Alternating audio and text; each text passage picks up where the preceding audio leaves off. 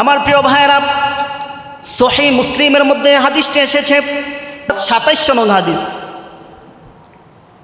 আন আবি হুরায়রা রাদিয়াল্লাহু তাআলা আনহু ওয়া আবি সাঈদ আল খুদরি রাদিয়াল্লাহু তাআলা আনহু قال النبي صلى الله عليه وسلم لا يقعد قوم يذكرون الله إلا حفتهم الملائكة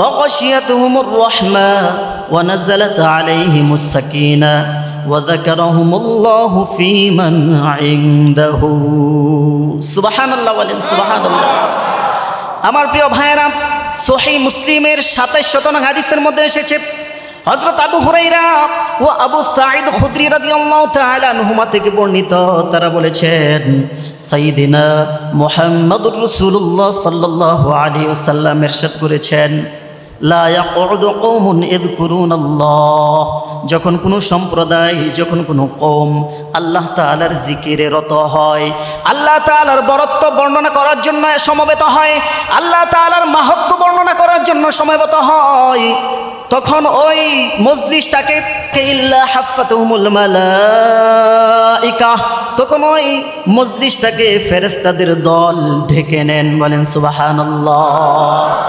গশিয়াতুহুমুর রাহমা, তাদেরকে রহমত আচ্ছাদিত করে নেয়। সুবহানাল্লাহ।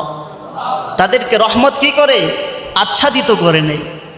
ওয়া নাযালাত আলাইহিমুস সাকিনাহ, তাদের উপর প্রশান্তি বর্ষণ হতে থাকে। সুবহানাল্লাহ সুবহানাল্লাহ।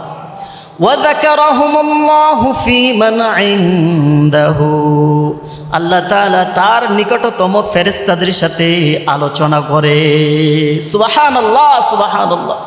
কাদের মর্যাদা? যারা যেই সমস্ত কওম, যেই সমস্ত মানুষেরা আল্লাহ তাআলার জিকির করার জন্য সময়বত হবে, তাদের জন্য এই 4টা নিয়ামতের কথা কি বর্ণনা করা হয়েছে। তাহলে আমরা এখানে এসে জিতেছি। সুবহানাল্লাহ সুবহানাল্লাহ বিহামদি। আমার প্রিয় ভাইয়েরা, এজন্য যারা বাহিরে আছে তারা হেরেছে, আমরা যারা এখানে আছি আমরা হারি নাই, আমরা জিতেছি। আমরা কি করেছি? জিতেছি।